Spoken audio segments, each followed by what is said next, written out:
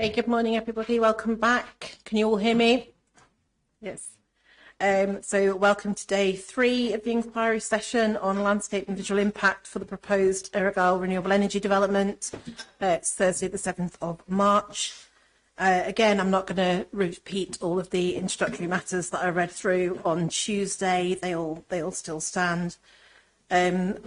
A quick recap from yesterday is that we left off partway through the applicant cross-examining Carol Anderson for Nature Scotland. I've got one matter arising that I just want to note before we start. It's not a major one. It's just to make sure we're all on the same page in some of the documents that I think we'll need to be looking at when we get on to the Community Council's evidence session. There's an email that came from Jane in our office yesterday at 4:24, I think it was, that has some documents attached to it, one of which is called EAR 90-degree wire lines Alta-Galvash. There's a core document reference for that, CD015013. There's also a community reference code for that, T003032. What that has in it is 2 wire lines that relate to a location called Alta-Galvash. There's separately been circulated a bigger set of wire lines. That's core document 015006. That corresponds to a set of community photos that were submitted by the Community Council, which you should already have be able to access from the DPA website or Objective Connect. The community reference codes for that series of photos is T0031 through to T00318. There are corresponding core document reference numbers, and you should be able to find all of those things on either the DPA website or on the Objective Connect tool. So the key people that are going to need those, obviously, Ms Hayward and I, Mr Innes and the Community Council, but I'm quite happy to be patient when we do get onto that in case any of the specific photos or wire lines we just need to take a minute to find. Has anybody else got any matters arising? I do a very brief matter. I've been told this morning that the replacement local development plan was formally adopted by the council on Tuesday. So I thought I'd mention that now because obviously that'll become relevant next week.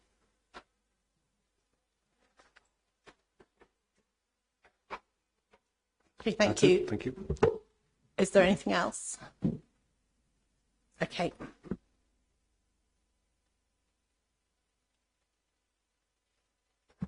Then I'll pass back to you, Mr Innes, to resume your work. Thank you very much, Madam. We left talking about the working draft 11 of November 2018, and I think I'm going to briefly go back there and perhaps do a more succinct job of raising matters arising. So that's CD 009.018.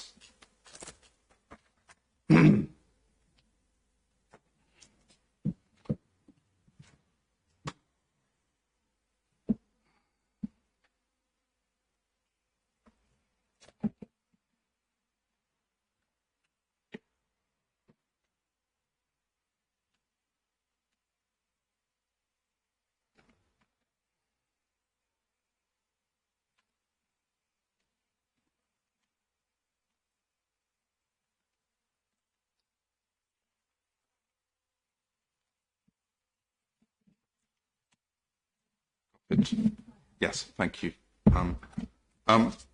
We're dealing with step 3, the assessment process, and I just want to look at column 2.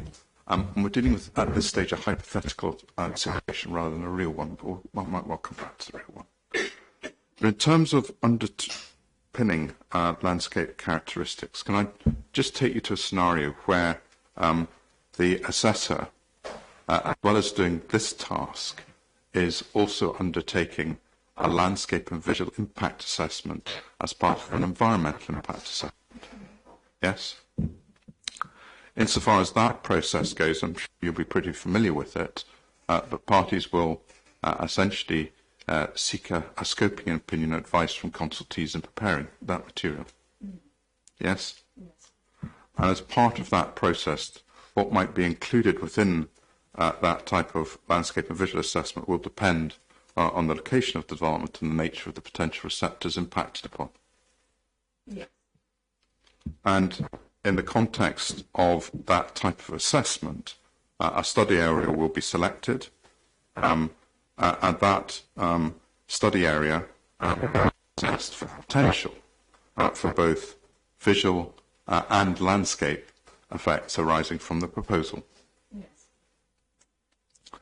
And in terms of other matters, there may be other related designations which also may require assessment, such as a wild land area. Yes. And in essence, that would be a separate exercise which would be undertaken as part of the process, but essentially based on the boundaries of those and reflecting the descriptions that relate to that particular area and potential effects on that. Yes.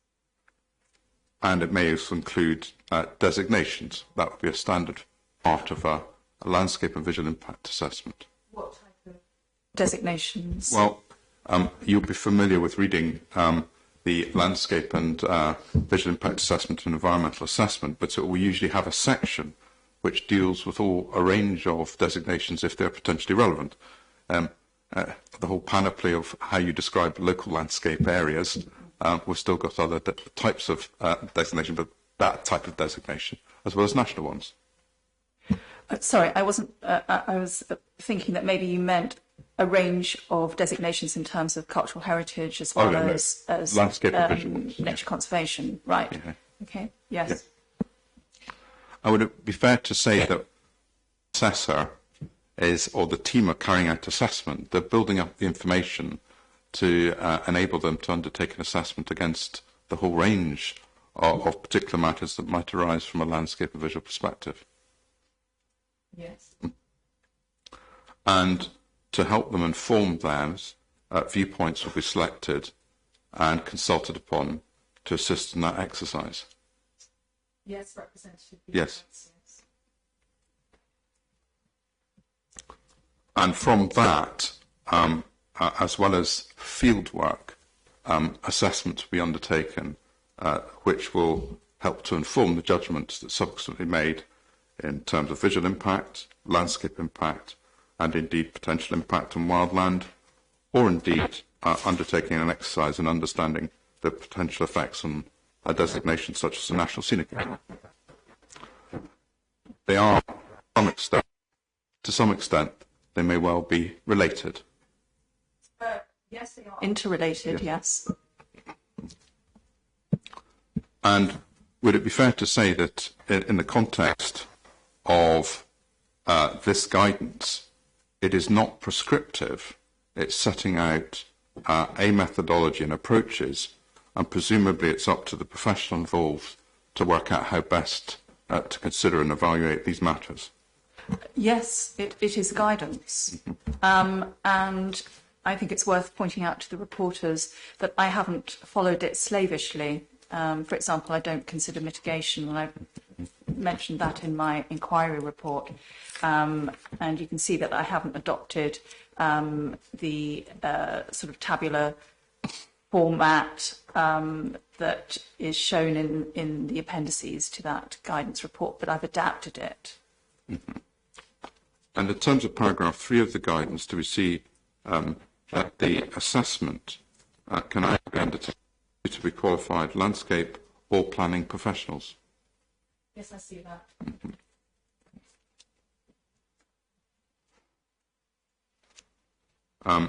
Whereas if we were undertaking a landscape and visual impact assessment as part of an environmental impact assessment, that would have to be undertaken by somebody with appropriate landscape qualifications. Yes. Yeah.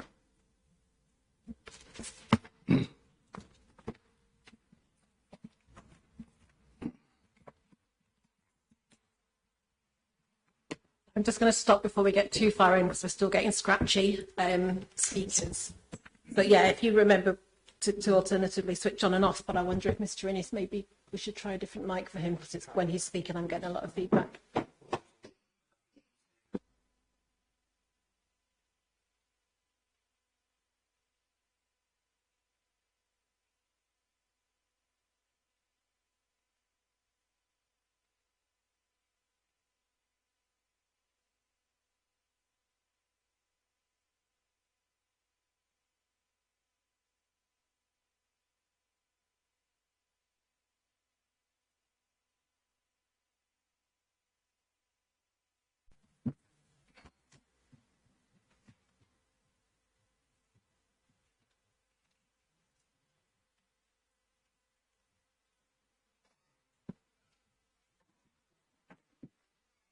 We're just catching the camera up with the microphone change, so.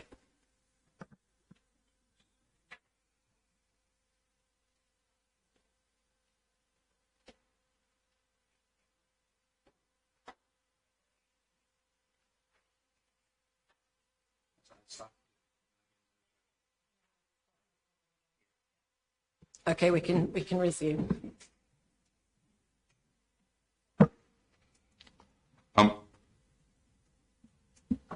I want to just very briefly go through the special qualities, because there are some that do mention Kintyre, so it's probably just a mentioning those. And then also I've got another couple of points I just want to pick up with you before we go on and look in more detail. So in terms of the first special quality, which is a mountain presence that dominates the Firth of Clyde,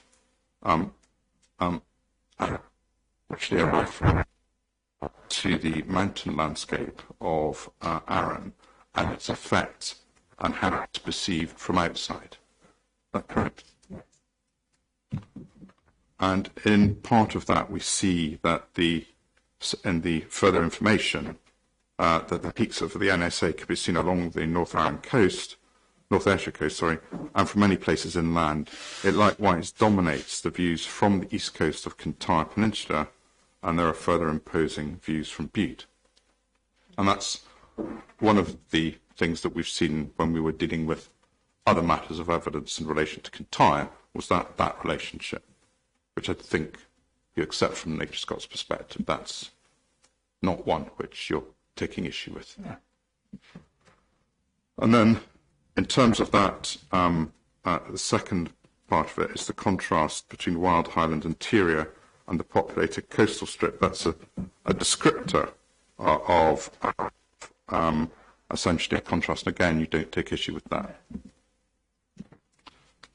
Historic landscape in miniature is a very specific one, and that's, again, you don't take issue with. The next one is a dramatic. Do you see that? The fourth one. Perhaps, can I just interrupt again? Your microphone is really having dip. I'll just swap yours and mine, see if that works.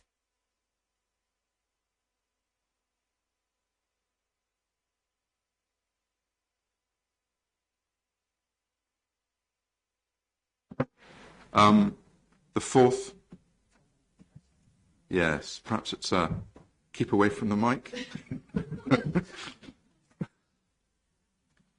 Yes, the fourth one is a dramatic, compact mountain area, and this is that then describes in physical terms what that is. The pointed peaks, sharp ridges, high corries, boulder fields, and grey granite slabs comprise the high mountains which rise from sea level to the height of Earraghail. And what it describes contained within a small compact island, these mountains are dramatic and spectacular, bringing a highland field to deep south of Scotland. And we then get the description on the right about Goatfell, and we then essentially in the second paragraph of the further information see that this is a reference to the peaks on the east side of North Arran are the more pointed and angular, while those on the west side are more rounded. Draws a distinction. So would it be fair to say that this special quality relates to those eastern mountains associated with Goatfell?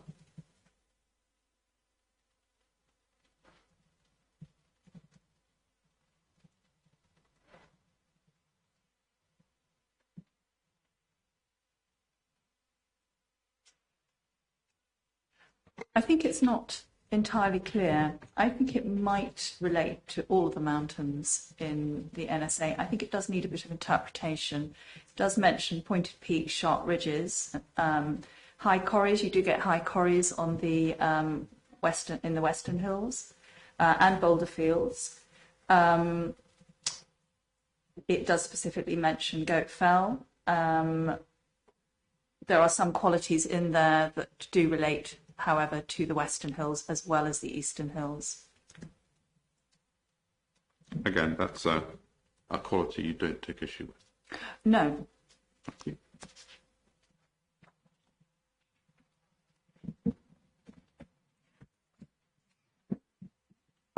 I now turn to the next one, which is over the page, a distinctive coastline with a rich variety of forms. That is about a physical description of the coastline, isn't it? It is. Yeah. And in terms of the extent, that is absolute to describe the whole of the coastline within the NSA. Yes, I think it does. With a particular emphasis on the raised beach, which is a key characteristic. And if we see underneath the descriptor, it's very physical in nature. It's the geology, the glacial, the coastal process, constant change in terms of shape, form, texture, colour, cliffs, rocky shores, shingle and sandy beaches. Very focused on those physical elements at the shore. Yes, I accept that. Yeah. And then it's also recognising the concept that we've got ancient beaches raised above the surrounding sea abound with relic cliffs, stacks, caves on their inland edge. In many places, the old cliffs have become colonised by scrub and ivy and birch. So that's that raised beach, which again is something which we identify. In terms of the next section, it says roads often follow the raised beach above the modern shore, enabling both the detail of the coastline, which of course is what we've referenced above, and it then also says distant views over the sea to be enjoyed. Can we agree that that description is of western Arran coast?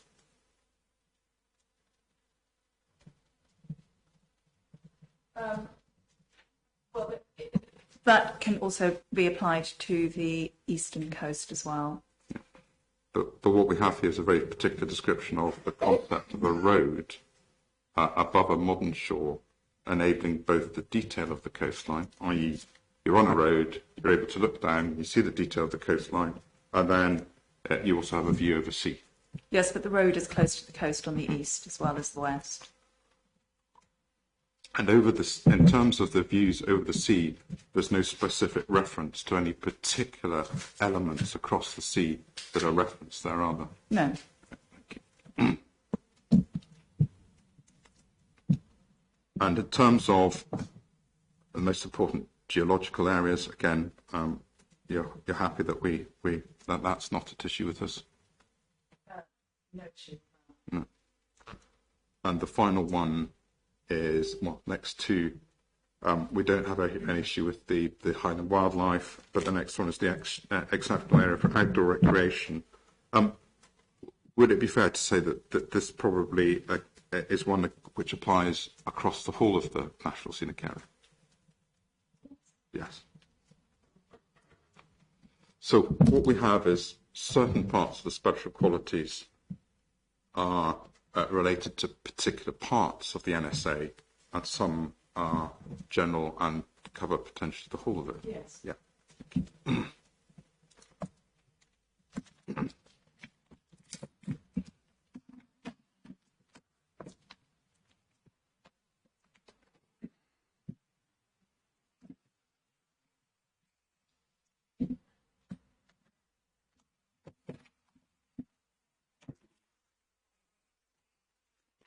I'm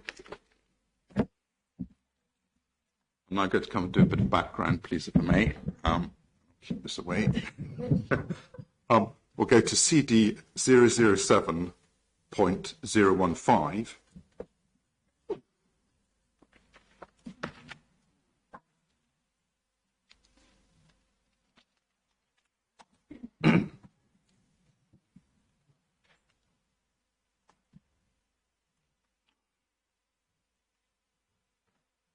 This incorporates the landscape seascape assessment for Firth of Clyde, and it's section 12, Sound of Butte, and section 12.7 essentially provides the assessment and description of the area from Samek to Loch Ranza, which is the bit that's been discussed quite extensively already at this inquiry.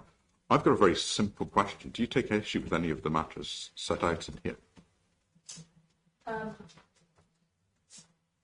I would need to look back at them, at the descriptions, but in general, no. Okay.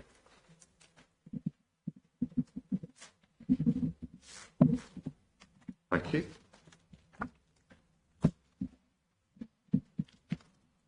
Can we agree that already in parts of Arran that wind farms on the Kintyre Peninsula are extensively visible? I'm talking about particularly the western side of Arran. Yes.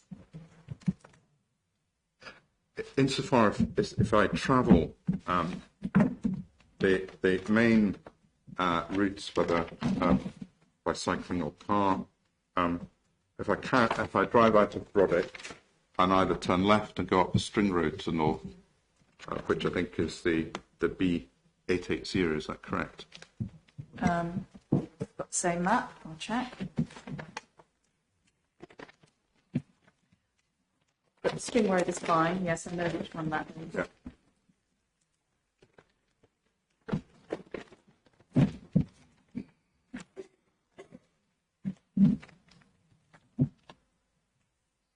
B880 at the string road, as it's known. Yeah. And that takes you up to Macri and the National Scenic Area. Do you accept that on that road, as one travels westwards, that wind turbines on the Kintyre are visible? As you're descending at the end Yeah. of that road, Yeah. more, yes. And equally, if I travel north from Brodick and end up wanting to go to Lochranza on the A841, as I travel on that road, heading northwards from the south of Brodick, south of Lochranza, do we see turbines as well? From between Brodick and Lochranza. Yeah, north on Kintyre, as you're travelling north on that road. The Ayrshire coast. Do you see them also on, as one travels, say, closer to Lochranza on that road, are turbines on Kintyre visible? You see, but you have a very brief view as you ascend or descend from a hill. There's a high point on the road, on the A841, and it is a very brief view just past North Glen Sannox, where you do see a few turbines. I've never been able to work out quite which wind farm it is, but I think it may be Cwr, perhaps.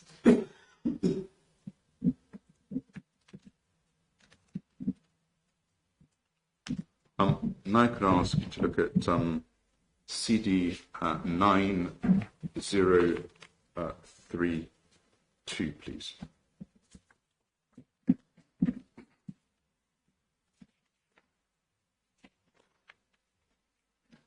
Sorry, 9023. 22, sorry.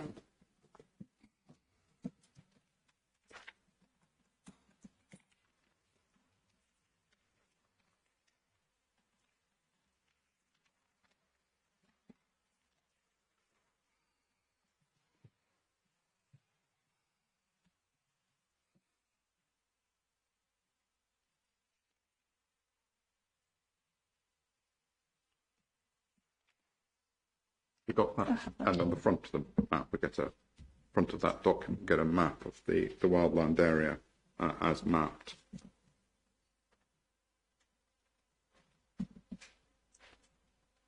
Covering a fairly large portion of the National Scenic Area. In terms of the first key attribute and qualities of the wildland, it identifies the first one as a readily accessible area. Again, that's a comment that's also raised in the context of the National Scenic Area in terms of a descriptor as well. Yeah. Reflecting its location within Scotland and also identifying that it has some strong wild attributes, especially within the remote interior. Do we see that? Do we see a comment about 4 paragraphs down, where they're describing essentially the relationship of where the attribute is more strongly expressed and where it's perhaps less well expressed. Do we see that from the lower lying parts of the interior, the surrounding mountains limit visibility, which allows a strong sense of remoteness and sanctuary. But from the tops and outward facing slopes, views of coastal settlement and forestry area reduce the strength of these attributes. Yes. Yeah. So in essence, it's recognising that at the tops, you get a far wider variety of what you see, and in terms of the feeling of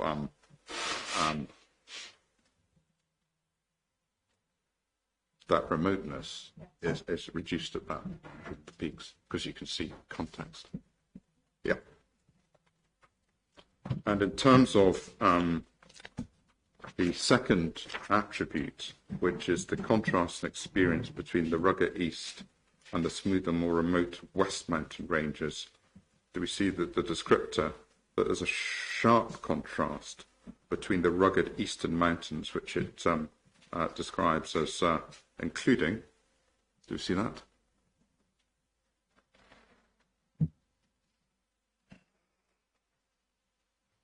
Is that, which paragraph is that? Sorry, I'm probably that's again. I should give you the reference. We're in the second blue bit.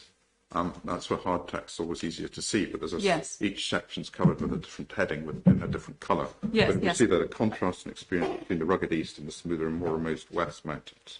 Yes, sorry, but I thought you were reading from a particular paragraph underneath that. Yeah. So what it says is there's a sharp contrast between the rugged eastern mountains, including Goatfell, Kintyre and Ben Tarsin, and then the more rounded moorland hills of Ben Barain, Millibuddy, Ben Briac and Ben Tarsin. Do you see that? Yes. And in that context, when we see the word including, it's not named everything. Yeah, that would be, they've named the main mountains within that eastern mountain range. And then, do we see then a descriptor of the eastern peaks, which described it as the eastern peaks form a cluster of very rugged mountains linked by heavily serrated and sometimes knife-edged ridge. Although not as high as other peaks of WA, their elevation and steepness seems exaggerated by the proximity. Do you see those? Yes. And strong sense of awe and high risk. Yes.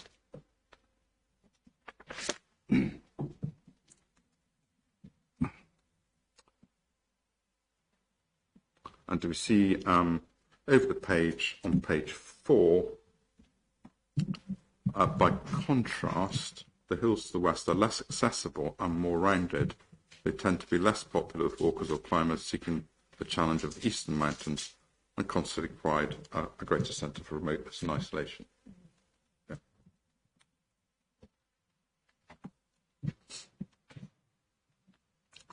Now,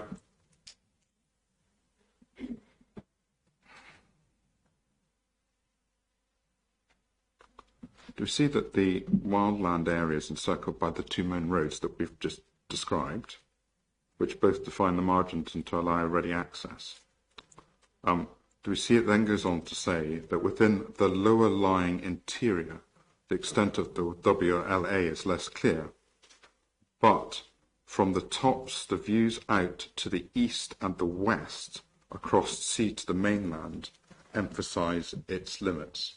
Do we see that? Yes. So in the context of those upper areas, it's those views to the east and the west that help to define the perceptual quality of the wild land area.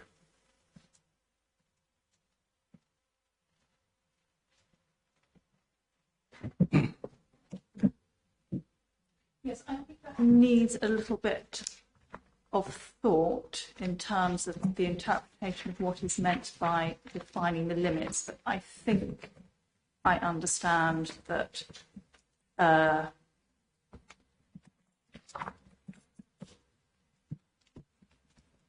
think I understand what is meant.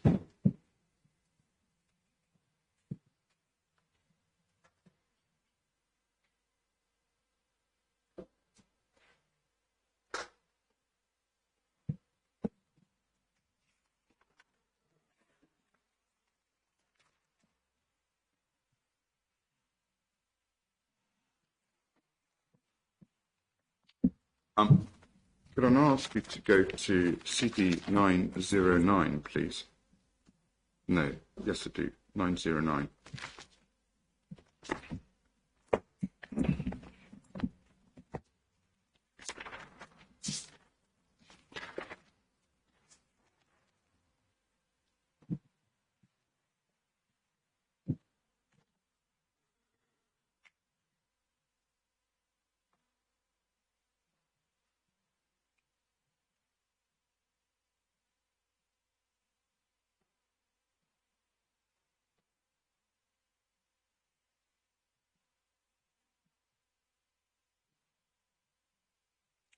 Do we see, if we could go into this document, unfortunately the numbering has sort of taken bits from everybody, as it were, in terms of landscape character types, but one I'm interested in is the rugged upland ayrshire, which is about 8 of 15 in the electronic version, if that assists.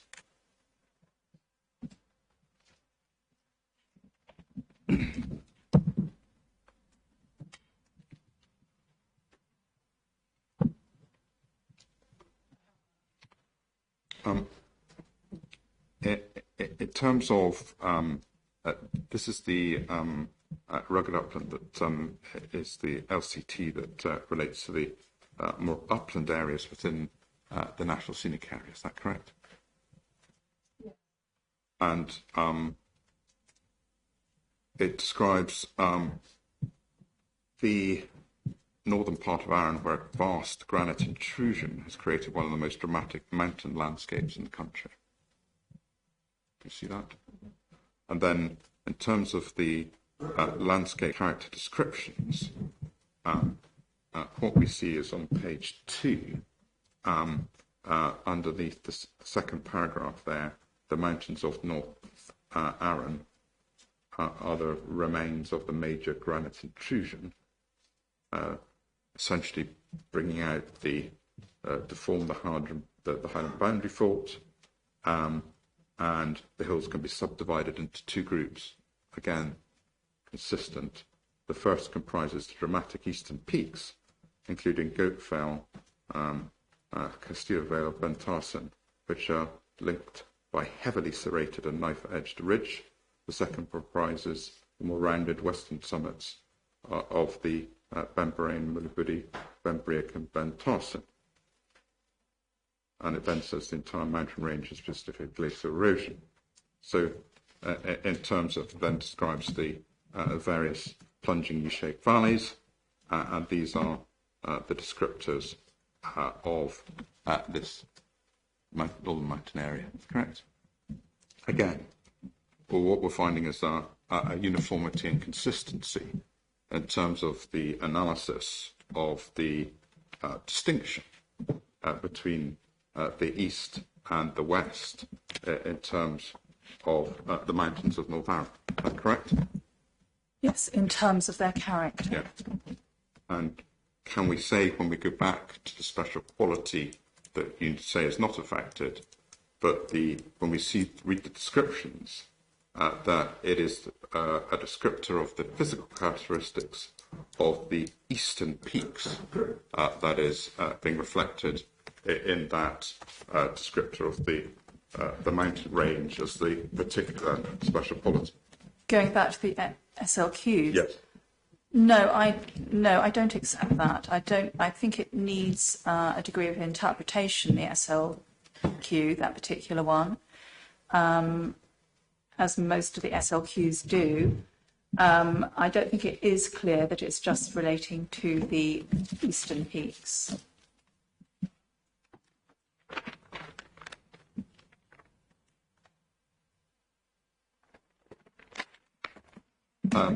Can I now come to deal with the, I'm going to now sort of essentially tilt to the west, if I may, at this stage. And in terms of the viewpoints, we've provided viewpoint 18 in the environmental statement, which is from the Western Hills. We've also provided a viewpoint in the footpath application G in the CD 141, which is the underguide path. And I suppose probably in the first instance, I think, and I just want to have it correctly, your view is that there isn't a significant effect at the viewpoint 18, but if we go forward to Benbriac, which is about a couple of kilometres further north, you say it is. Yes. Yeah. Yes. And we'll come to why, but I just wanted to get that agreement Yes. out. In terms of using visual material to assess your position, would it be a combination of viewpoint 18 and the footpath at G, which we could utilise? Yes, but also informed by field visit, Yeah. a field visit, and looking at the context of that view. Yeah. So what you're really suggesting is take those visualisations and sort of adapt them if you were up there to consider how you would consider it would look like.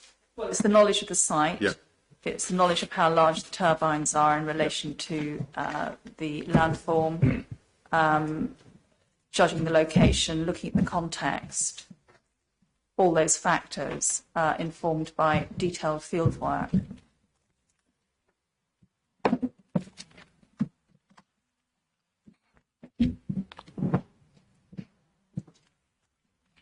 Could we get out viewpoint 18, please? Oh, sorry. 137? 1.136, 001136.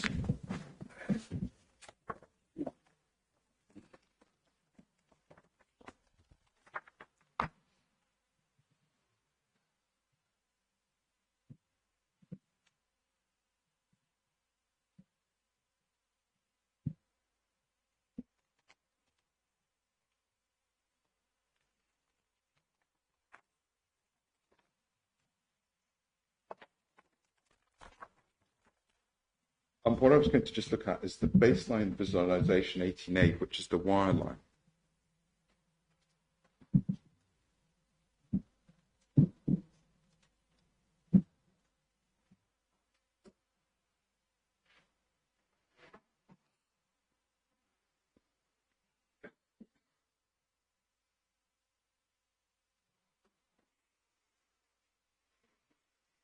And I just want to sort of perhaps get some context first and then we'll discuss the aspects. But in terms of even with the extended baseline visualization, I'm not getting the full context, am I, here?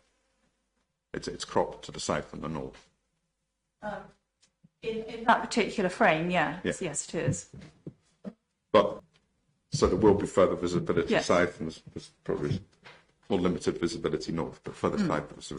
But even in what we see can see Dukerin Hill,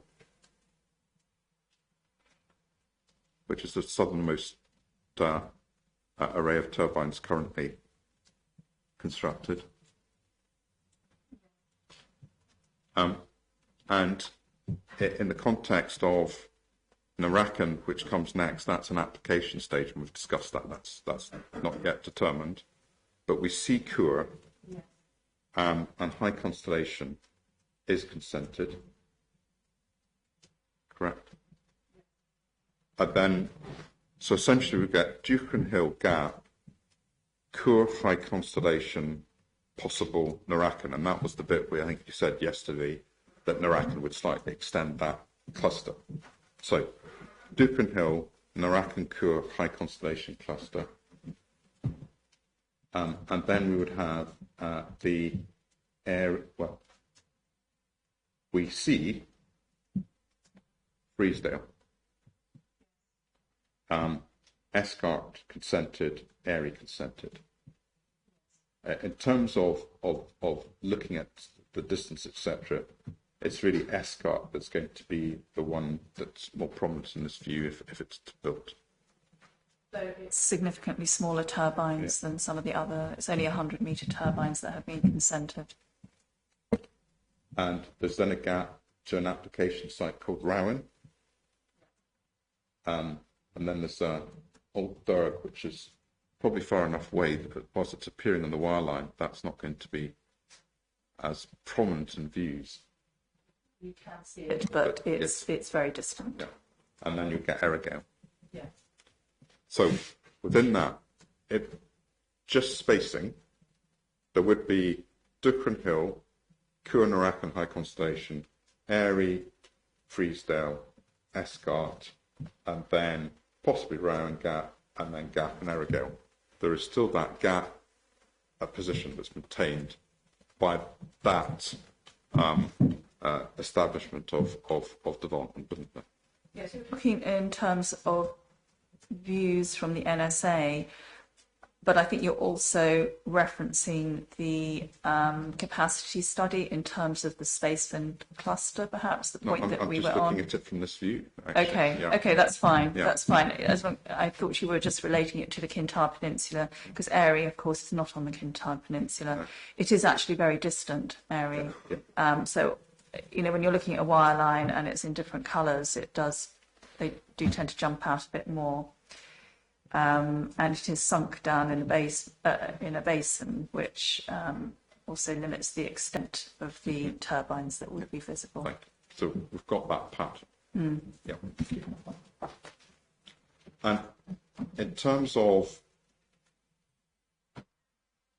this, as far as you're concerned, was not significant. I didn't think it was significant. No. I think it's adverse, but I don't think it's significant. Okay.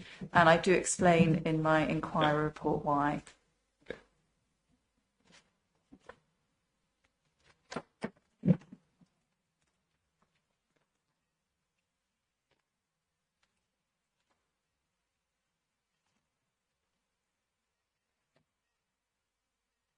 And in terms of, if I go forward 2 kilometres, just to be clear that even though I go forward, in this High Constellation is going to be about the same size perceptually as Earraghail. In that particular viewpoint? Yes. I don't know. I'm not clear of the distances. I would have to check that. I think High Constellation, from memory, is 149 metres high, turbines perhaps, but I would need to check.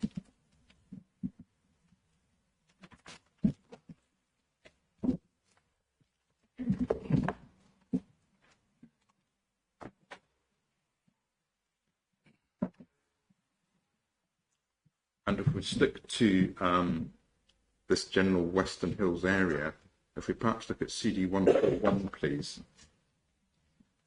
Sorry, 001.141.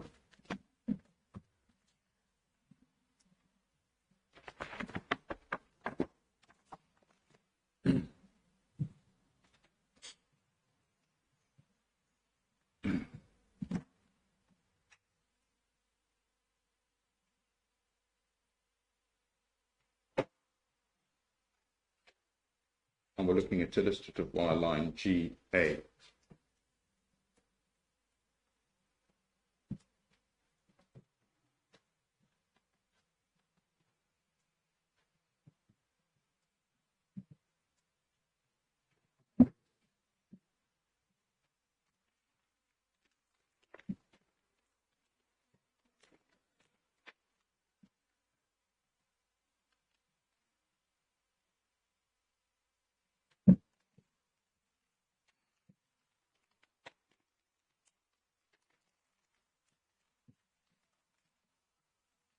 And we see that in terms of looking westwards, that in the context of the view here, that High Constellation sits directly in front of the view in the path down. Is that fair? Yes.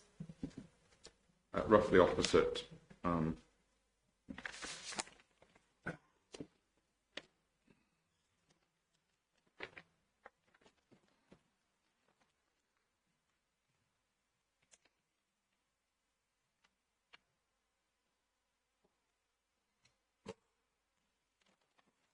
So that's slightly further north than where you say the significant effect arises at Benbriac. Is that correct?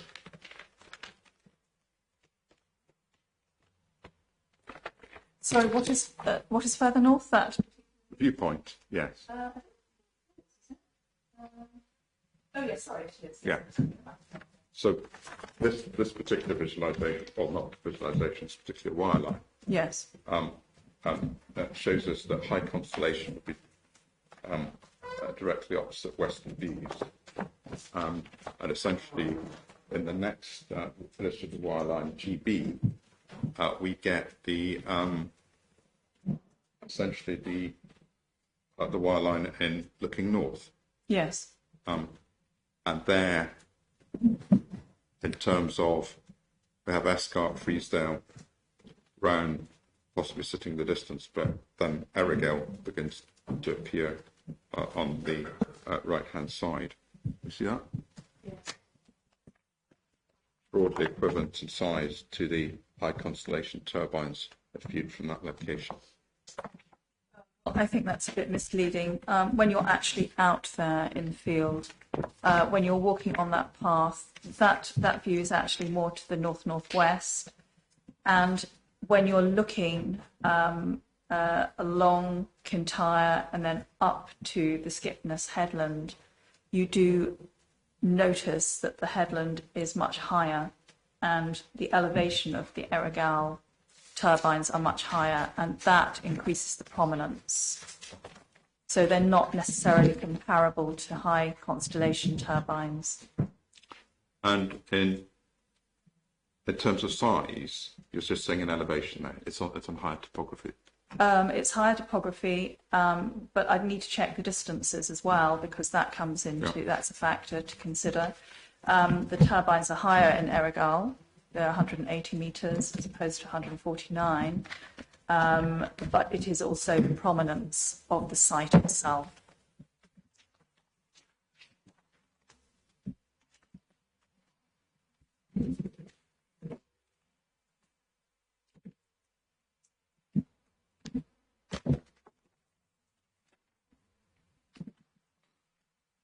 I believe that matter is a matter for inspection for the reporters rather than debating it. So just trying to give them the material and thought processes behind it.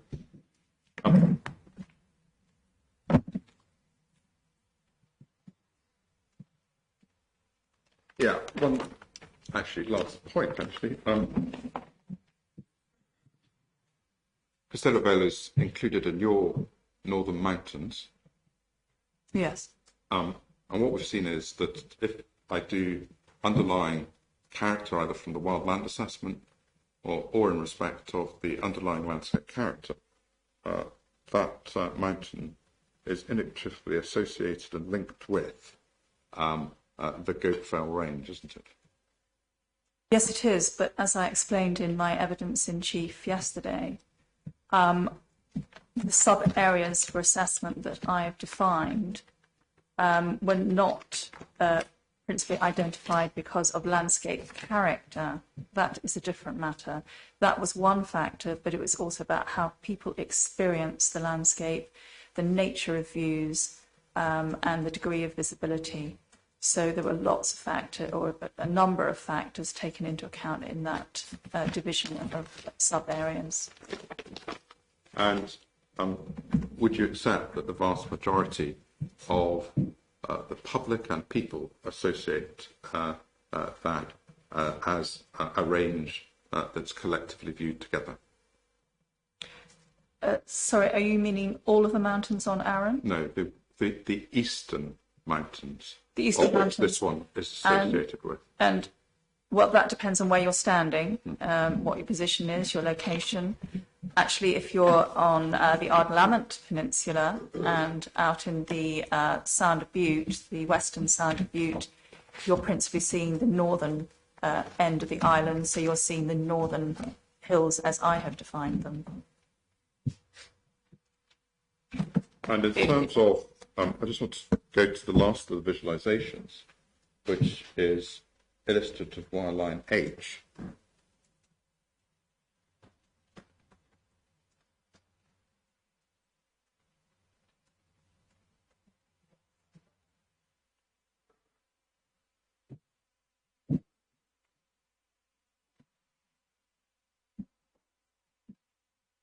And that's a location just north of Kintyre Valley that you would accept on.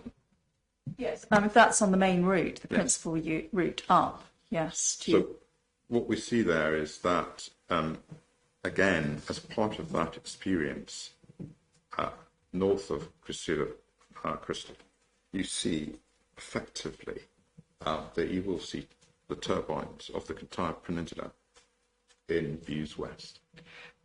That's correct, but I think the difficulty with going to just a wireline visualization is you do not have a photograph, you don't have a representative image of what the landscape looks like and the seascape in there. And if you're on that route at that location, what stands out is the prominence of the site at the entrance to Loch Fyne. And that increases the prominence of the proposal. But in terms of an appreciation, there's an appreciation that Kintyre is a location where turbines are located, and it's not a surprise to see wind turbines on Kintyre. It's not a surprise if you're looking west. I mean, there are a number of wind farms on the Kintyre Peninsula, but they're generally associated with the lower parts of the Kintyre Peninsula in those views. This is different. It's introducing new development to the northwest and into an area to the north seen from the NSA and from some very sensitive parts of the NSA.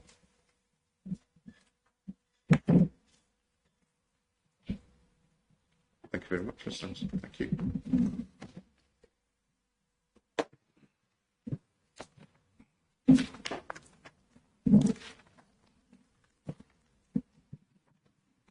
Okay, thanks very much. I think I've got one or two quick questions, although you might have covered them, in which case I won't.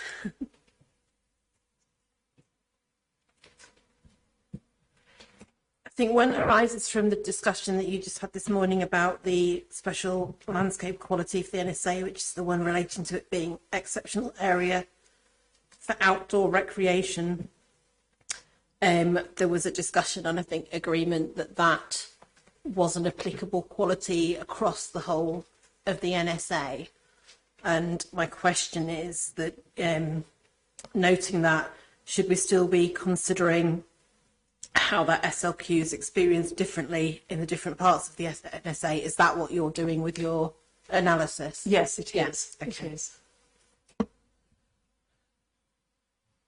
That's fine. There's one other. It was to do with, you don't necessarily need the document out. It's core document 009017, which is where the qualities of the NSAs are described. And I just noticed in there that there's I guess it's a context quote before you get onto the current description of the SLQs. There was a contextual quote from Scotland's Scenic Heritage 1978. And the last sentence of that reads, if the island contributes to all its neighbouring districts by its dramatic presence, it must also be said that views from it to Bute, Cowell and Kintyre also add to the quality of the scene in Arran. And as representing Nature Scotland, I just wanted to check, is that's there as a contextual sentence? The scenic qualities are still described in full then in the individual descriptors. So I note the coastal one refers to the views. So is that how that's carried through? Yes, my interpretation of that, because that was the original citation for the NSA in Scotland's Scenic Heritage, those citations have been included because they underpin the special landscape qualities that have been defined later on. So I have taken that into account in terms of views out and views in. Okay, thank you. That's my only questions. Do you have any, Ms Hayward? Okay, in which case I'll pass back to you, Mr Gregg, for re-examination. Thank you, ma'am. No questions from myself. Okay, thank you. So the next section is Tarbert and Skipness. We'll take a break before that. I'll take a break until 11:45, and we'll start with you giving your evidence then. Thank you. Okay, so we'll move on now to the evidence session for Tarbert and Skipness Community Council, giving their evidence on landscape and visual impact. And Mr James is going to speak first, and Mr Crone is then going to speak, and both gentlemen may include points that are being made on behalf of the Kintyre Way as well. Okay, so I'll hand over to you, Mr James. Thank you very much. Tarbert and Skipness Community Council has reviewed the evidence submitted by Earraghail and Bute Council, Nature Scott and Stephenson Halliday, and make the following statement acknowledging areas of agreement and disagreement between the parties to support the evidence we have submitted. Broadly, our position is aligned with that of the Council and Nature Scott in inserting that the assessment by Kelly Anderson, working on behalf of the applicant, underrepresents the scale of impact of the development. Additionally, it is our position that the position of all parties underrepresents the impacts upon the locally economically important amenity landscape of Skipness. This landscape is characterised by panoramic views and a well-known and nationally significant cluster of natural and cultural heritage features. We consider the impacts of the proposed development to be highly significant, considering the proximity and scale of the infrastructure, contrasting starkly with the natural and historical qualities of the place. In relation to evidence submitted by Nature Scott's evidence relates largely to impacts upon the NSA and involves a more nuanced assessment that we are not largely qualified to assess ourselves. However, we note the following areas of agreement. We support their position regarding a visual interrelationship between Kintyre and Arran. We acknowledge agreement from Carol Anderson with our statement that the proposed development will introduce prominent views of wind farms into the northern part of the NSA, where the views to northern Kintyre are not currently characterised by industrial infrastructure. We also support the categorisation of the Northern Mountain sub-area as distinct and disagree with the applicant's position that this is not consistent with the way in which people experience the NSA.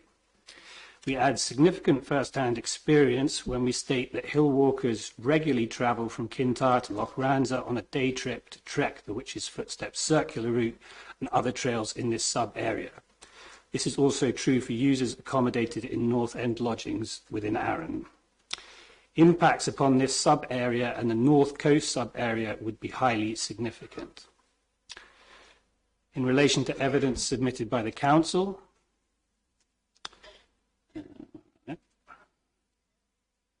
we support Carol Anderson's position in relation to the impacts on the Cowal Peninsula and water-based users of Loch Fyne and the Upper Kilbrannan Sound. Additionally, her position in relation to the Kintyre Way is consistent with the brief for objection passed to us by that organisation. We agree with Kelly Anderson that the impacts would be severe, but disagree that these impacts exist over a shorter rather than the majority part of the route.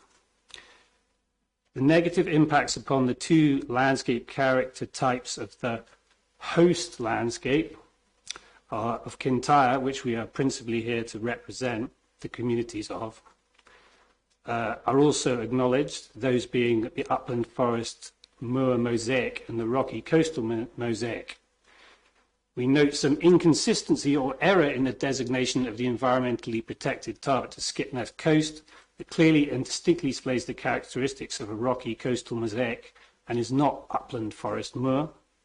The proximity of the development to this coastline is unacceptable and will have a highly significant adverse landscape impact on this rugged and unspoiled landscape that are additional to the negative impacts associated with its environmental designations that we have assessed elsewhere.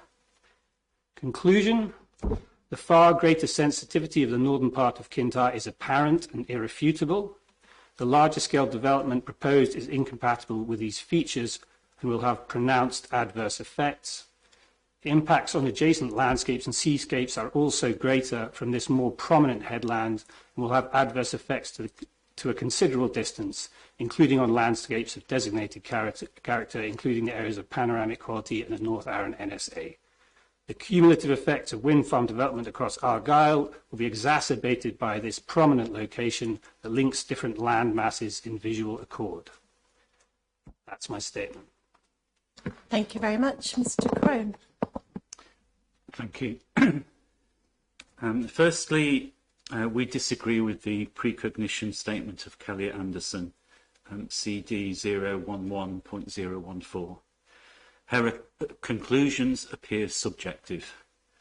An example is a statement at 3.1.2 that, quote, whilst I agree that these views do add to the quality of the scene from Arran, they are not as important as asserted by Nature Scott. In our view, SPR from the environmental impact assessment onwards mark their own work and find very little to have a significant effect or impact.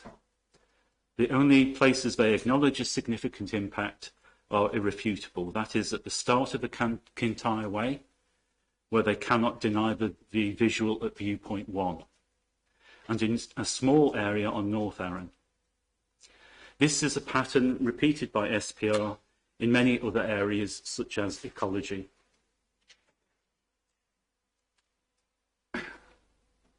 Whilst we acknowledge that the area of the siting of the development is not designated, we believe this to border areas that should have been, namely the east coast of North Kintyre, running south from Tarbert to Skipness, which does contain an SAC and a triple SI, and the Skipness River Valley, which runs down from the Glen Skibble settlement through the gorge below Dunanbriac to the Skipness River estuary and Shingle Beach with sandbars. And I'll return to this later in my statement.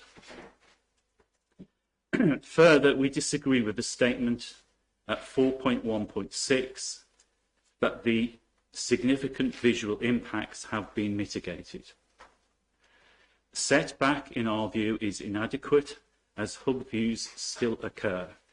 And I would refer at this point to the visualisation on CD 015.013 Alta Galvish.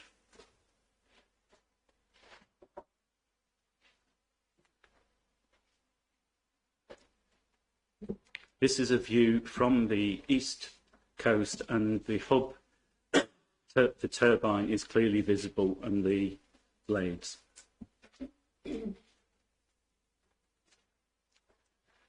So as I just said, setback is inadequate as hub views still occur, and screening by forestry cannot be relied upon over the 40-year life of this wind farm. The coastal forest here is temperate deciduous woodland that is not thickly populated and obviously loses leaf cover in the autumn through to the early springs, a period of 5 months at minimum. The upper moorland mosaic woodland is largely comprised of coniferous commercial plantations which are likely to be felled, taking many years to regenerate and less densely when they do regenerate. Next, we do support the view of Nature Scott and Carol Anderson that North Arran can be divided into subgroups. We also support their view that the focus of the eye, or as I described it yesterday, the telephoto effect, means that receptors in North Arran will be impacted significantly across a far wider area than the applicant admits to.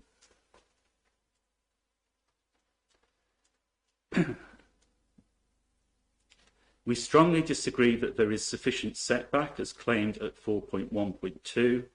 Our strongly held opinion is that this development is too close to the residential area of Skipness at 2.5 kilometres distance and the coast at just 1 kilometre distance, particularly when the latter contains an important area of deciduous temperate rainforest, including the SSSI. Next, and I will come on to amplify this point, we do not consider the visualisations produced to be a fully accurate representation of the real human experience. I would refer to CD 009.04, the Scottish Natural Heritage Visualisation of Wind Farms document.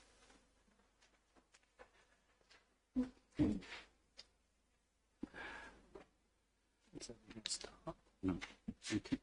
Paragraph 96 states, visualisations, whether they are hand-drawn sketches, photographs or photomontages, can never exactly match what is experienced in reality.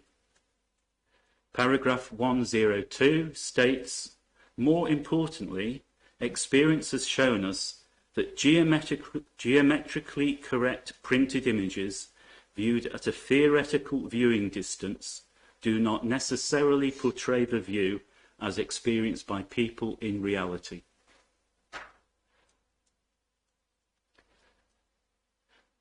Further, at paragraph 108, on the limitations of visualisations, the document goes on to say, neither photographs nor visualisations can replicate a view as seen in reality by the human eye. Visualisations are only as accurate as the data used to construct them. They can only represent the view from a single location at a particular time and weather condition. Furthermore, static visualisations cannot convey the effect of turbine blade movement.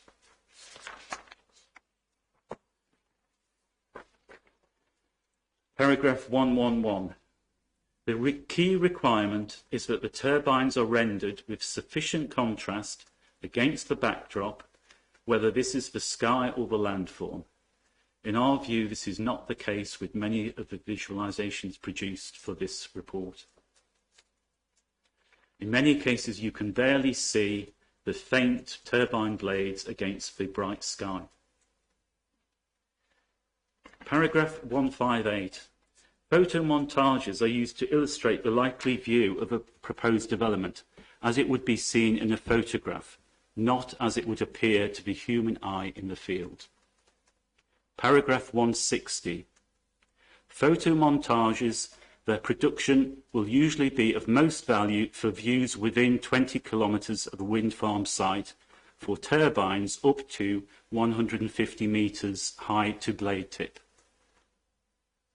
So specifically, they are not appropriate for wind turbines 180 metres high. Paragraph 201.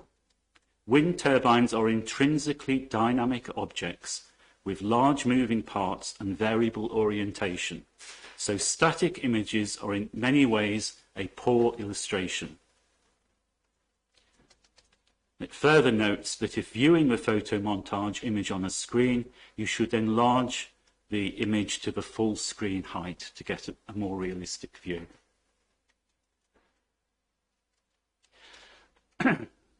Next, I just want to refer to something I questioned yesterday on the basis for the whole visualisation.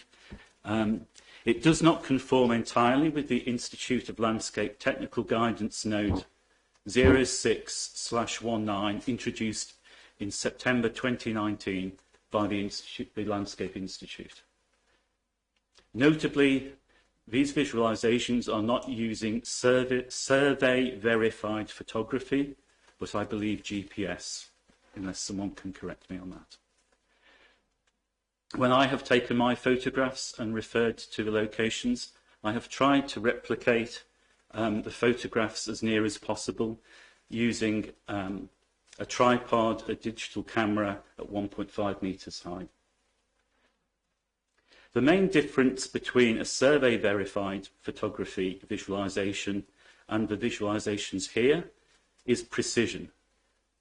Applying TGN 06/19 produces a more verified, better located, more accurate image, better suited to sensitive locations such as this. Furthermore, as a general comment, I would have preferred to have seen 3D visualizations. The Institute of Landscape does state that with more modern technology, it would be possible to produce 3D images for developments such as this. I would certainly recommend to reporters that that should be adopted going forward. Next, I would like to refer to the wirelines, which SPR did kindly help us with. And I would refer you to CD 15.006. If you had the ability, it's useful to maybe use two screens, but yeah, this is the wirelines produced by SPR and supplied to us recently. I will go down. I'm not going to take you through every single image here, you'll be pleased to know. But if you go to the second image, Coalfin looking north up Glen Skibble, and this matches the photography that I've taken and produced at CD 15.005. And if you can, I would like you to look at that photograph. Obviously, we don't have a photo montage of the turbine blades from the wireline against this photograph. The main point I want to make with this image of Coalfin looking north is that this is a beautiful valley area. Someone referred to them as being hidden glens. And the Kintyre Way winds through this valley. You will see the river bottom and the river itself zigzags upwards north towards the hills in the distance. And the wireline... Mr. Crane, it's just to make sure people have got that photo. Have you got that photo? Just so you looking, I wasn't sure. Okay, sure. And you can see from the wireline number 2 that you can see several turbines to almost their full height, and certainly with 5 hubs viewing. And this would be the view for walkers on the Kintyre Way if they were walking north from Skipness towards Tarbert.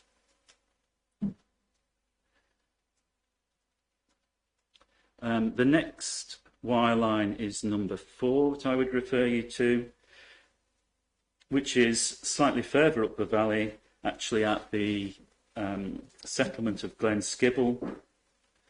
And here you can see again several turbines with hubs showing. Glen Skibble is an ancient settlement on the Kintyre Way at this point. Number 7 produces another view. So wireline 7, which is just a little further up the valley, shows the scale of the turbines as you walk north, increasing in height.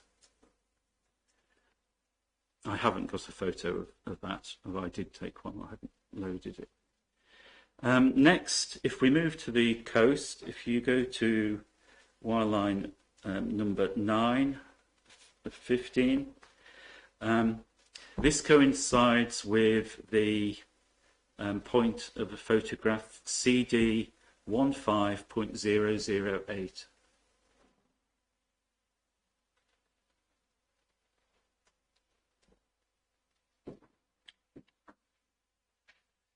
And this is basically taken from Skipness Point, looking northwest.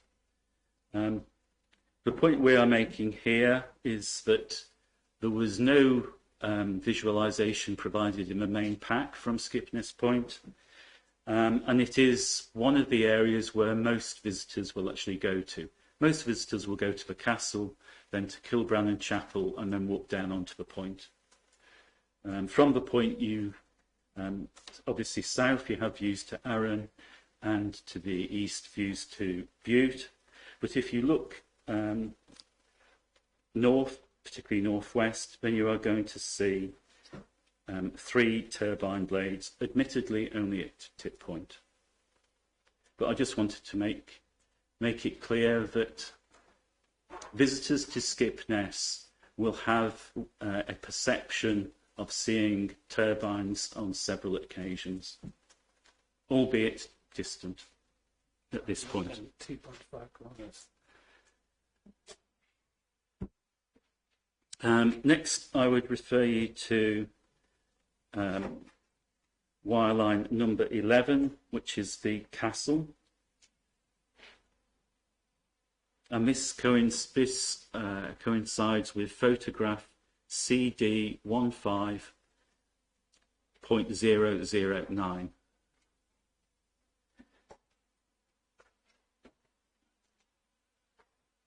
The reason I took this photograph and why it's useful to look at the wireline in association with it is this refers to my point about the visualization of the turbine blades.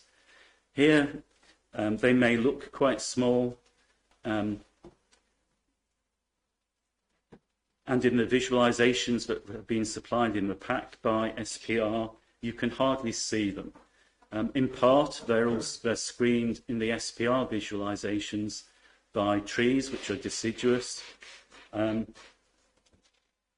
in our view, a view to the castle will clearly show the tips of 4 rotating turbines when viewed, turbine blades, when viewed from near the chapel. The next wireline I would refer you to is number 13, which is the chapel itself, and this relates to photo CD 15.010, which again shows clearly 4 turbine blade tips, which would be normally rotating.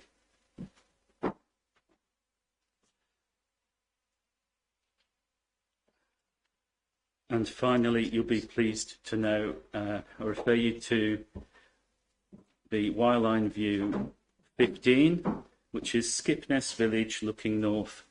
Now, one of the points of contention we have with statements made by SPR is that there would be minimal intrusion into Skipness Village. And the viewpoint they took, viewpoint 1, in their documentation, which was supposed to represent Skipness Village, in our view, viewpoint 2, does not represent truly the impact on Skipness Village. We accept that there is only 1 turbine blade viewing here, which is number 3. But if you look at the photo, which is CD 15.013, this is one of the main areas of the linear village. It runs here from the Skipness River up towards the local church. So it is frequented by most people in Skipness Village. And every day of their lives for the next 40 years, they will see rotating turbine blades on the hillside above the village.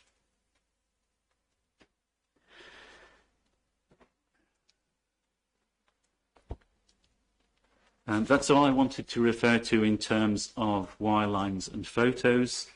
I want to move on now to an examination of special qualities. And I think it was really interesting yesterday when Mr. Innes referred to the special qualities of national scenic areas, which he pointed out at CD 009.017. Our argument is that these special qualities are evident in abundance at Skipness itself, despite the fact we have no designation.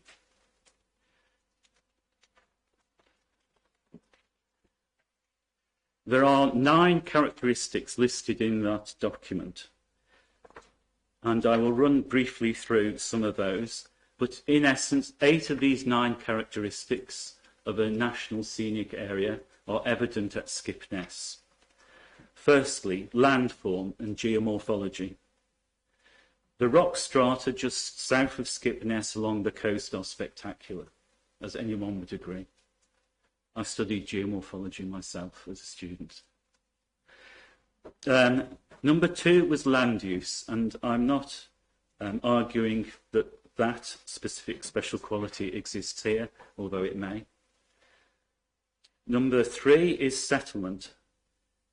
And as we've mentioned earlier, Glen Skibble is an ancient Bronze Age settlement, and there are Iron Age and other settlements in the area close to this development site, and Skipness itself is ancient.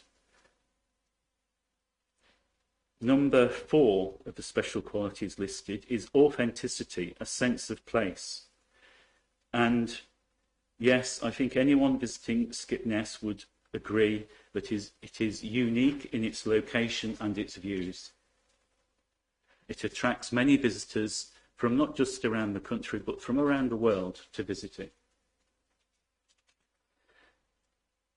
Number 5 is time depth, a palimpsest, a landscape that is written over many times from prehistory to the Common Era.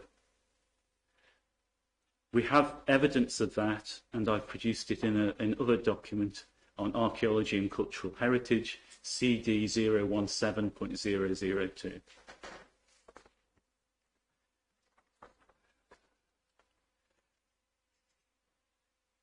Number 6, visual experience.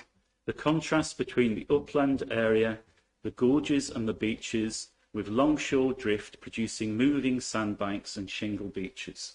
So clearly Skipness has that quality.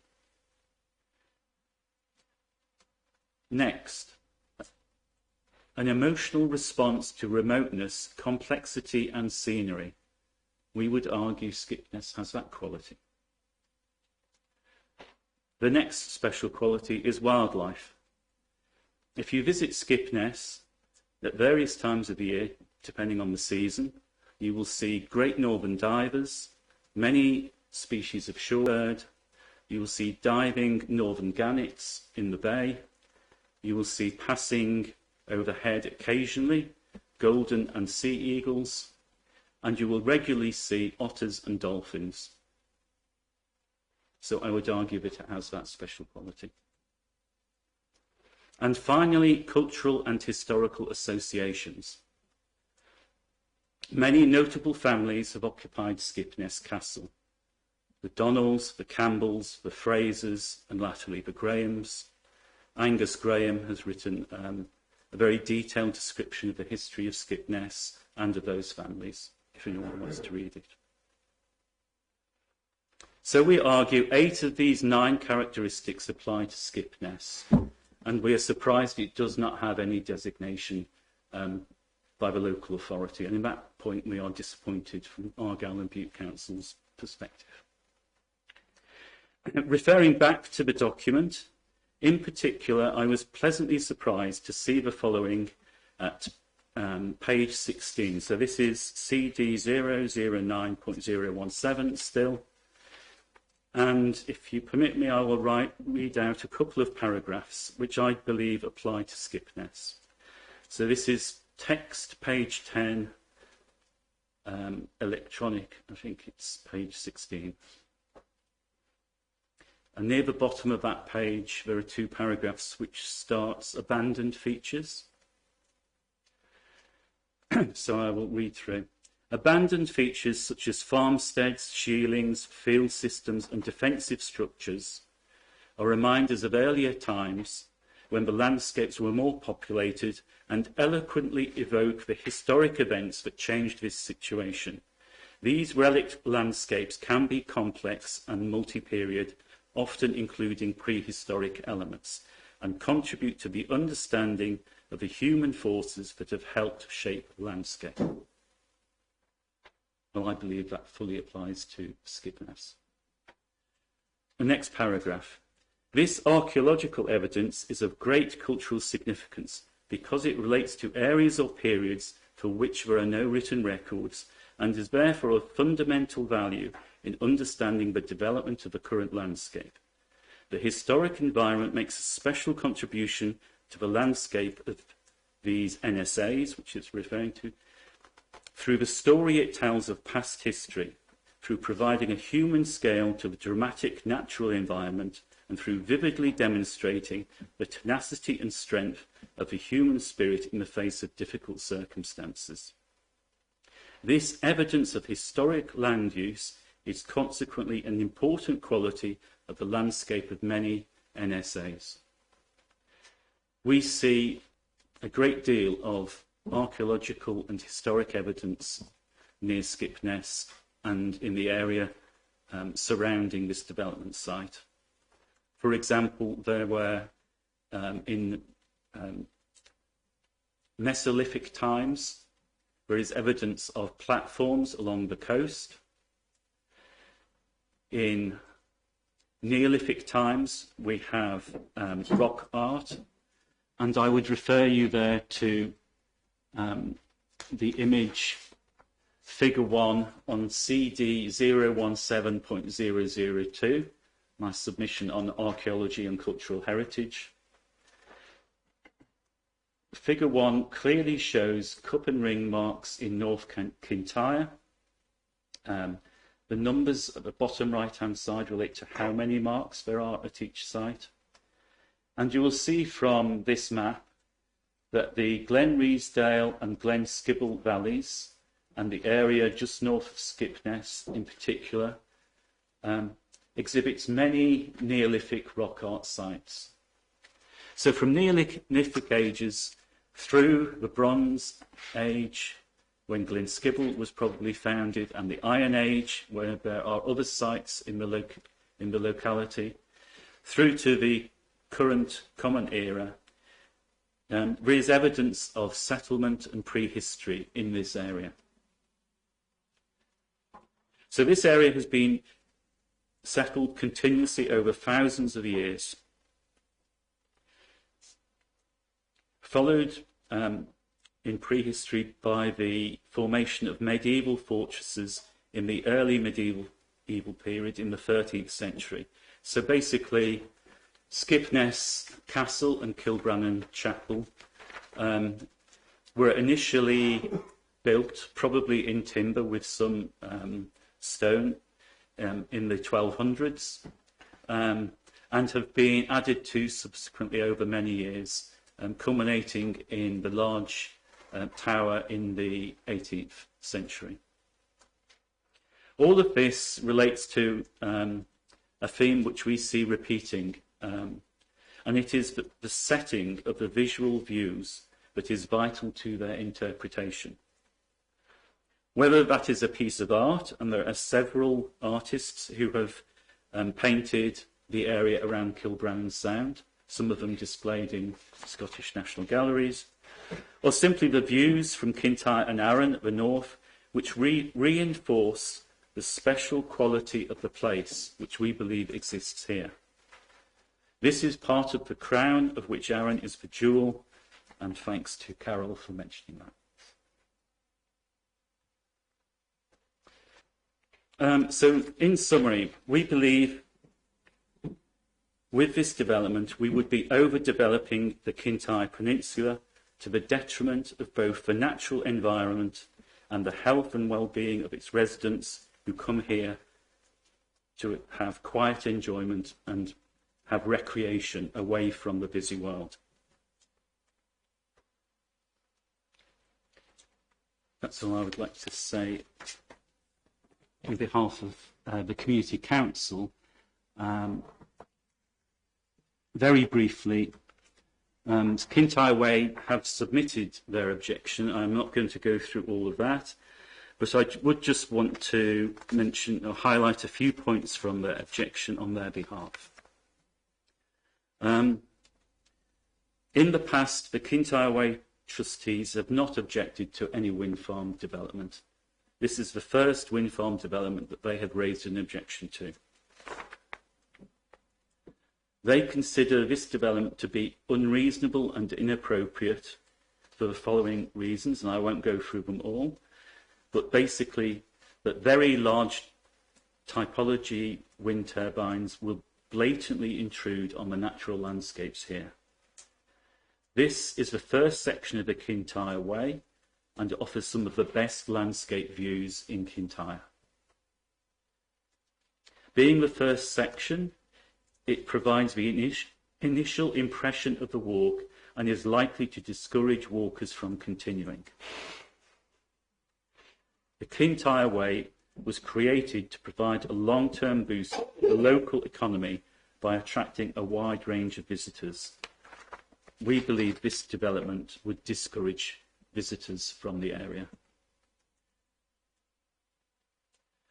In conclusion, the Kintyre Way have never commented on any previous wind farm development, but feel compelled to do so because of the disastrous effect this development will have on this very important and popular section of the Kintyre Way. Thank you.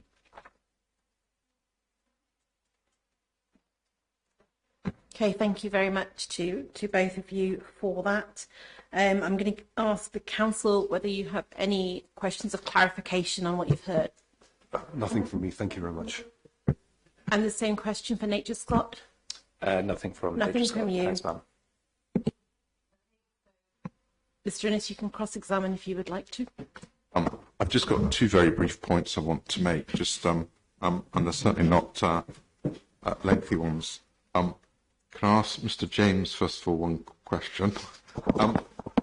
In your statement, you characterised Kelly Anderson's evidence as saying that on the Kintyre Way, there would only be a significant effect for a short point of view, and you fundamentally disagreed with that. Is it not the case that effectively we're confusing 2 points here? The first point that was put to Kelly Anderson was how would walkers on the Kintyre Way be affected in their views to Arran, and her response was that it would be over a relatively short period, but that in respect of the impacts on the way as a whole, she accepted there'd be significant impacts along the whole route from Tarbert to Skipness. Was that your understanding of her evidence? My understanding of it was that there would be a severe effect when you were passing directly through the wind farm, but it would be over a relatively short section of it. Whereas the position that was put to me by the users of the Kintyre Way, the Kintyre Way organisation, or the people involved with that, was that it would be over a longer stretch as you approach the development, in addition to the period in which you're passing through it.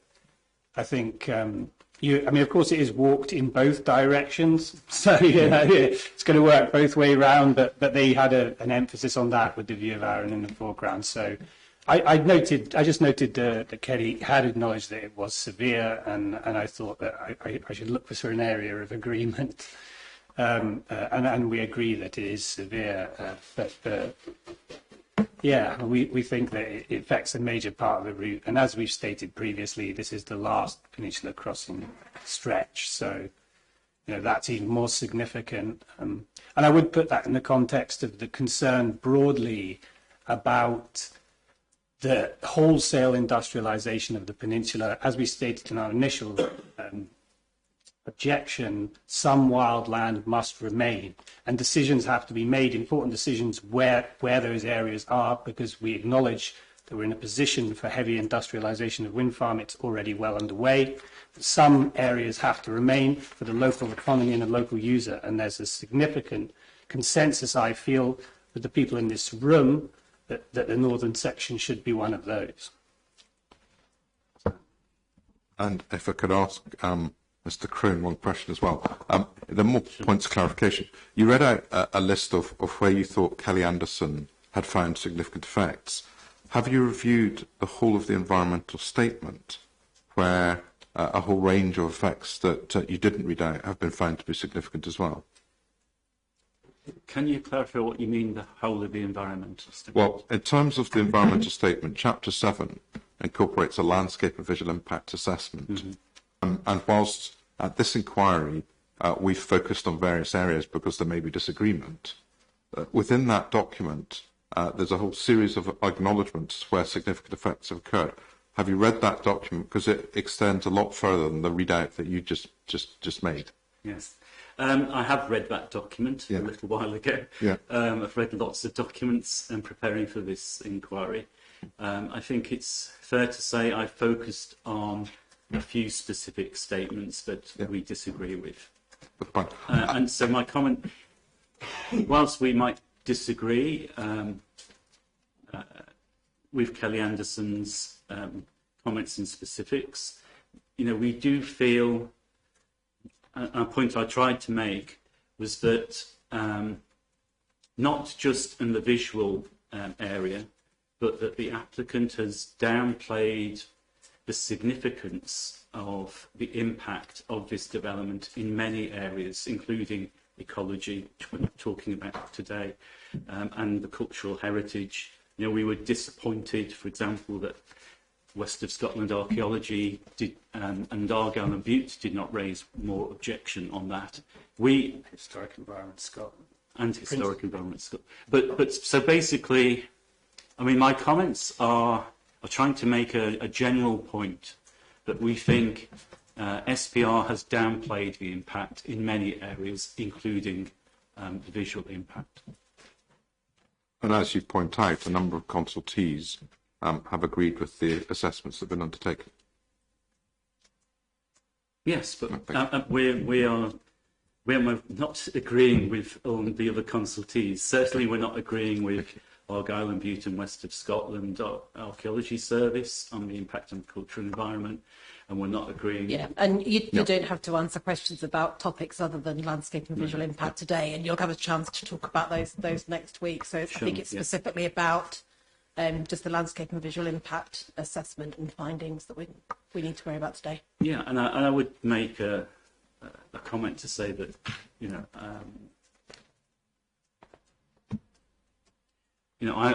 we are not landscape architects or experts. We support the expert views given by Carol Anderson. We feel that Kelly Anderson's views on behalf of SPR have underrepresented the situation, and that's our stance. Yeah, I would add something to that, if I might. We recognise the assessment. An assessment has been undertaken, and we're not in a knowledgeable enough position to ascertain whether that is entirely in accordance with guidance or not.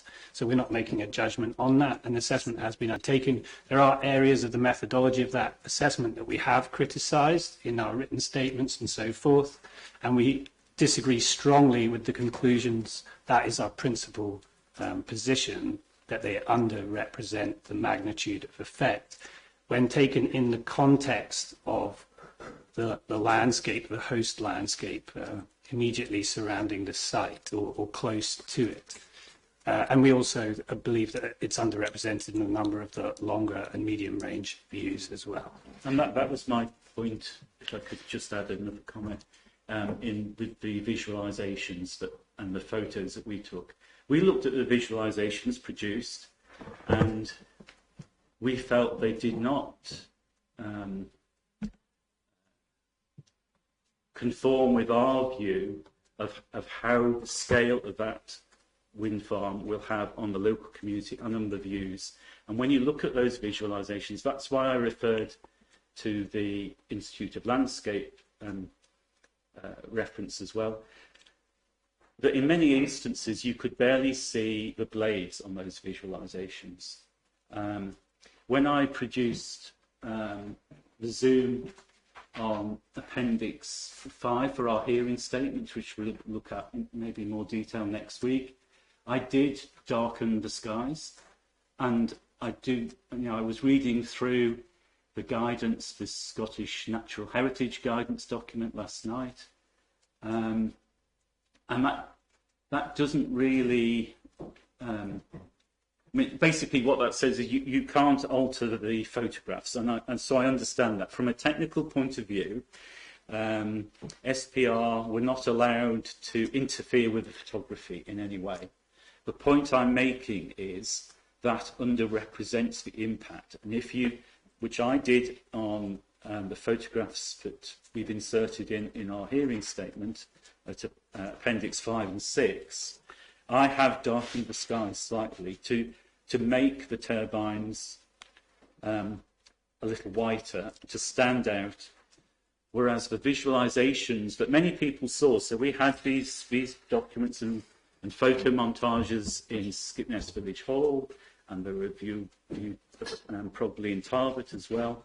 And when you looked at those arm's length, you didn't actually see very much. So most people, in my view, just looking at those photo montages, would not see the true impact, which is why I zoomed in a little and I darkened the skies a little to bring out the emphasis of the impact of white blades rotating against dark skies. And although today we have sunshine, can I interrupt you currently? Just to let you know and to reassure you, I hope, that we do have quite a lot of experience in using these visualizations. We know they're not an adequate, because nothing can represent what you see a person will see. But we are aware of that, and that's why it's important that we go out and look at all these things in the field, using the visualizations as tools, really. Yes. So we are aware of the shortcomings that you read out, about the visualizations, but they are intended not to be an accurate representation of what somebody will see. They are intended to be just tools to use in the field, and that is how we will use them as well. But they have been referred to many times by the applicant, and the impression it gives is, in our view, is underrepresenting the impact of these things. I'd just like to add that the additional photography was an exercise Paul chose to undertake, and I thought I considered it not to be useful in as much as it adds context, particularly context photography regarding the sensitivity of the site immediately surrounding the turbines. And I do feel that, as I pointed out yesterday in my cross-examination of Kelly, that this issue of the proximity, the scale of the infrastructure in proximity to the smaller scale historical landscape is underrepresented at a proximity of 2.5 kilometres, and actually presents quite severe risks to that landscape and its use as a tourist hub. So, I mean, that's why I thought we'd undertake that exercise, or try to create some greater awareness of that. Thank you. I've got one final question, and it may be that you don't know the answer. But are you aware of the fact that the Kintyre Way objected to the escort application? I was not aware of that, no. Perhaps you could seek clarification of that, perhaps prior to the community hearing. I appreciate if you don't have any knowledge. Do you believe that they did? Is that your view? I can't have a view, but we can perhaps agree outside this. Okay, so do you have a document that shows that they did object? Yes. Okay. I think something to bear in mind is that these organisations are largely funded by volunteers, and they change quite regularly, and there's not really, we don't have the highly organised, sophisticated apparatus of the might of SPR, you know. Well, Mr. Chicken's going to be part of the community hearing He next will week, be there, so we can ask him to clarify that point. Yeah, okay. And I do know that Bob Chicken was out of the country for a long period in recent years. He only recently returned and took back over. I think he was one of the founders of the Kintyre Way. He then was absent from the country for a while and has only recently returned. So it's possible he's not aware of that either. But we need to check. We can check that. Would you like me? Can I send you? Do you want me to send you a written copy of this statement as well? I'll come to that at the very end of the session, because it's the same point applies to everybody. Okay. Thank you very much. Thank you. Thank you. Okay, I've just got a couple of questions of clarification One was relating to the evidence that Kelly Anderson gave yesterday in relation to the effect on the Kintyre Way, and similar to a question from Mr. Innes, is just clarifying what I thought I heard then. So at a point there was a discussion on the fact that there's only one visualisation within section 1 of the Kintyre Way, but this significant effect, I think, has been applied to the whole of the first section of the Kintyre Way. And there was discussion about Mr. Chicken having identified that he thought there'd be a significant effect about over at points over about 10 kilometres one side of that viewpoint, 5 of the other. And from what I remember hearing, Miss Anderson didn't exactly agree those figures, but did say she broadly agreed with the evidence she'd seen from Mr. Chicken. So that's just, it's more a point of clarification on what I've heard. Okay, well, it sounds like we're in complete agreement in that case, that the impact across the whole stretch is severe. And that was maybe just a misunderstanding on my part. Certainly, that's one reason I included Colfin, because if you travel north from Skipness, you wouldn't really see the full turbines until you got to Colfin. That's the first time when you will see full height and hubs on the Kintyre Way going north. But that point is only about 800 metres from Skipness up the hill, and from there all the way through to viewpoint 1, you would be walking north, certainly, with the turbines in view for all of that distance going north.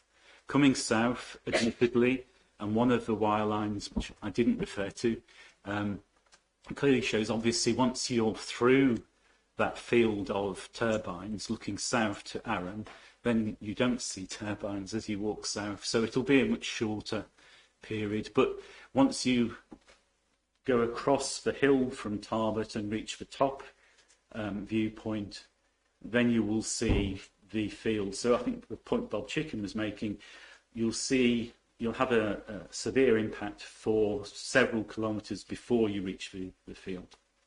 Yeah, and as I said, I don't think there was a significant disagreement on that after we'd heard the evidence yesterday. The other question I was going to ask on clarification was just, you read through, so you've had a look at what are the points that are considered special to the National Scenic Area, North Arran, and you've considered Skipness. So you've given us your view on how Skipness enjoys those qualities, but you're not saying it's designated or we should treat it as if it was designated. You're just using those descriptions to describe Skipness from your perspective. I think we understand that completely. Yes, we understand it. I would say that it's made in the context of trying to preserve some of Kintyre, from trying to prevent excessive and unreasonable development on this peninsula, which has become a serious concern for the residents of the peninsula. And we're trying to. We do believe that the broad landscape designation is too heavy-handed, and that the risks of this kind of application are becoming the consequences of this kind of application are becoming apparent. We do appreciate that we're sort of trying to shut the stable door after the horse has bolted. But we did try to communicate with SPR. We did ask them to change their design to be more considerate, and that wasn't done. So that's relevant to our position. And if you wanted just one small piece of evidence of why this is such an viewed as such a special place, if you go to Kilbrannan Chapel and you look at the graves, you'll notice that in the last 50 to 100 years, many people wish to be buried there, not from actually Skipness, but people from around the UK who have visited the area and actually want to be buried at Kilbrannan Chapel because of the special qualities of that place. Yeah, Thank you very much. So I don't have any more questions, and the reason I'm interrupting here is that you do have an opportunity, if you need to say any final points. I'll take that as one of them. So unless you have any further evidence that you want to raise now. No, I think we've done it. I mean, broadly, from the perspective of the landscape argument, we're in accordance with Nature Scott and the council on that position. But we do, I mean, there is again, we've sought to emphasise the significance of the coastal route as well. That was also very prominent in our objections and so forth. So we provided a significant amount of evidence of that. And again, in the cross-examination, I made a point about this. We have almost complete visibility of large parts of turbines, either entire blades, they're commonly referred to as tips, but it's not tips. We're talking about entire blades of very large typology turbines turning on the headlands all along, and significant hub visibility in sections as well, all the way along this coastline and also on its amenity landscape. So, you know, that is not good enough from our perspective, and will have a very detrimental effect on this area. The only other thing I would mention, and you've got the document anyway, on the archaeology and cultural heritage, and we'll get to it next Tuesday as well in the community hearing. You know, we view the impact on the cultural and historic environment as important as all the other impacts. And interrelated to the landscape, you know, in every sense. That's it. Thank you. That section brings us to the end of the landscape and visual impact inquiry, and I'll formally close the session now. There's the question about statements. So as I read out in the introduction on Tuesday, just a reminder that you don't have to, you can submit a written closing statement. And yes, the statements you read out would be suitable. If you're happy to just submit those, that would be fine. I gave you the deadlines at the beginning. They're in the note of the pre-examination meeting as well. If I can quickly see them, I'll tell you them again.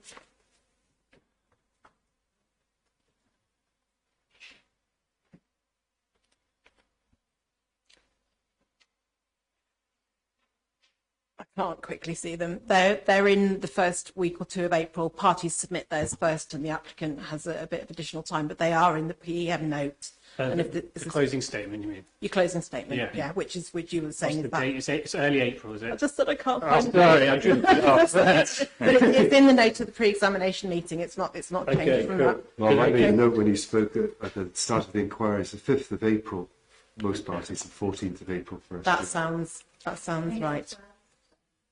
Oh. But for the Community Council, thank you for... Could I just clarify, would you prefer one statement or two from us? Or? I think a joint one that would be puts the better, two together is fine. Yes. It doesn't really matter. It doesn't really matter. There's one less thing to upload. Yeah, we get that.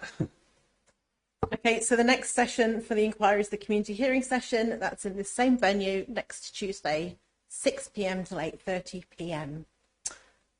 Thank you very much. Thank you.